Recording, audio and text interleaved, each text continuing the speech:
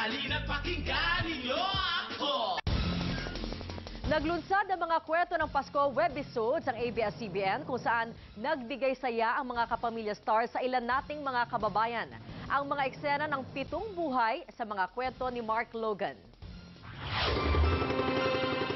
Ito ang Isla Pulo at siya si Nanay Baby, mag-uuling at mangangalakal. Pero mga anak di nakakalimot magdasal. Minsan nakitira dito si Kim Chu at ngayon nagbabalik siya bilang isang kapamilya.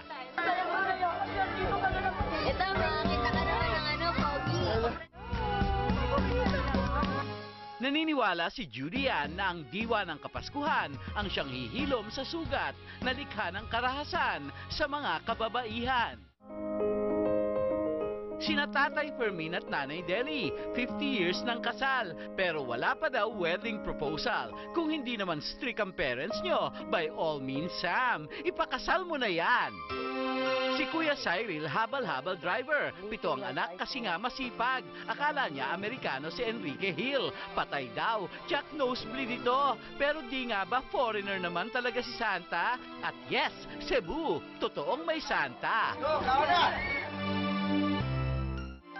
Si Sir Simplicio, isang veterano ng World War II. Dinalaw pa sa Amerika ng isang mensaherong kapamilya.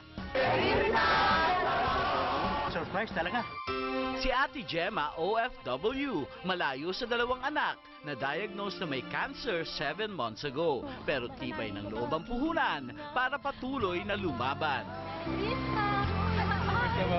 Kumusta kayo?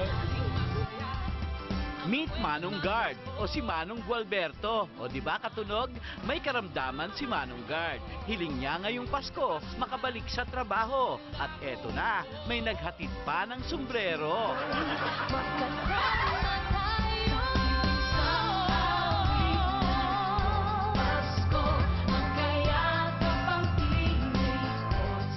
Ganda niyo lalaki.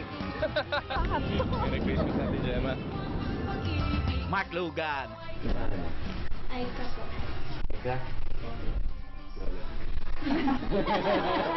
Patrol ng Pilipinas.